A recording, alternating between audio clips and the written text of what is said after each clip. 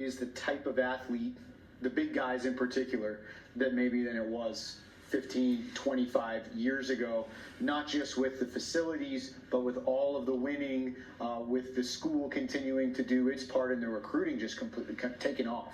Yeah, it was back in the day, the nutrition, the weight room, the strength staff, all that kind of stuff. It was a little bit harder to develop those guys. That's when we came up with going with double red shirts and trying to keep those old linemen around an extra year. And I think that's a big difference of what David has done with the program and our fundraising. You know, to where kids would run out of practice and have to just go study or go to a test and not eat right, and now we've got the ability to give those guys training table after. They can take a grab and go of some healthy food and eat it before they go to that test, and mine's is a different animal for these kids, and so I think that part of it, and then having Trevor Florendo and his staff in the weight room is a huge deal.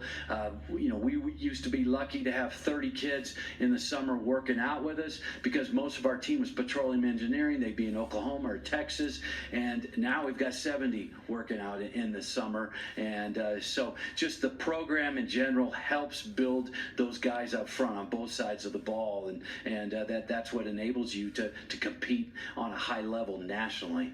Right. Jackson, let's talk about the defense. You guys bring back some good weapons there in the secondary, yourself, Will Ramsey, Joel Diaz, but you lose a lot at that linebacker position, a historical position there the last couple of years. What do you think the defense looks like this year? You know, I'm super excited this year for the defense. Everybody's been doing a great job this summer.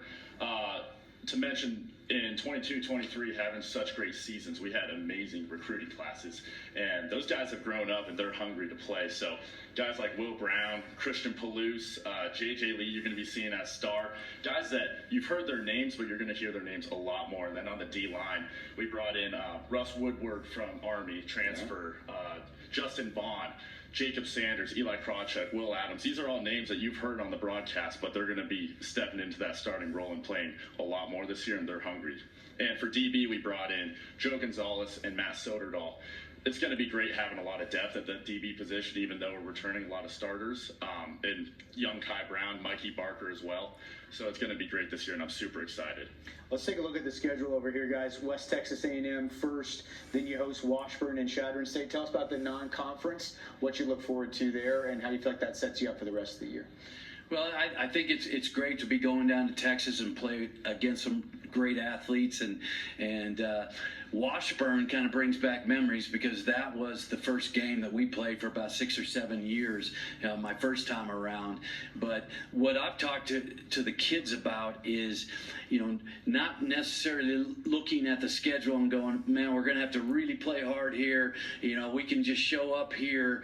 You know, is every week we've got to prepare the exact same way Sunday through Friday and play with the same intensity and have the goal of playing great football and quality football, and then look at the scoreboard when it's all said and done and go, wow, look at that. We won a game and really proud of how we played. And I feel like talking to some of the guys, it was more of, these are the 4 games we gotta play. The other ones we can show up, and it hurt us a little bit last year not being prepared. And I don't think a team can turn it on, turn it off on a weekly basis of how they play and what type of effort is. If you're a football guy, you should give the greatest effort, you know, each week, because you only get 44 of those guaranteed, and it's the greatest game on the planet. So you'll be cheating yourself if you don't give it everything you got every single week. So that's what I've been talking to our guys about. Just be football guys and play like it's your last game.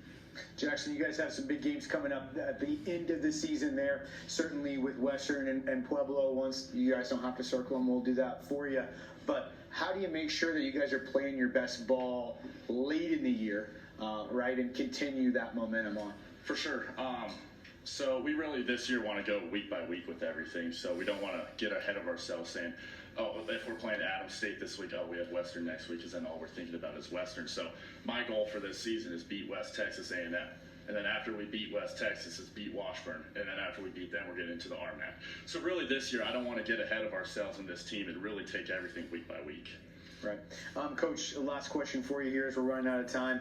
Matthew Ike returns for his senior season. Real strength there at kicker. You lose Blake Dowd to Alabama. Still a pretty cool thing for the program to see somebody move to that level. Yeah. What do you think the special teams can look like this year? You also bring back all your return guys. Connor Mickelson can be an X factor for you there. And yeah, how do you think special teams can figure into you guys having success this season? Well, number one, we weren't planning on punting anyway, so it's okay that Blake left.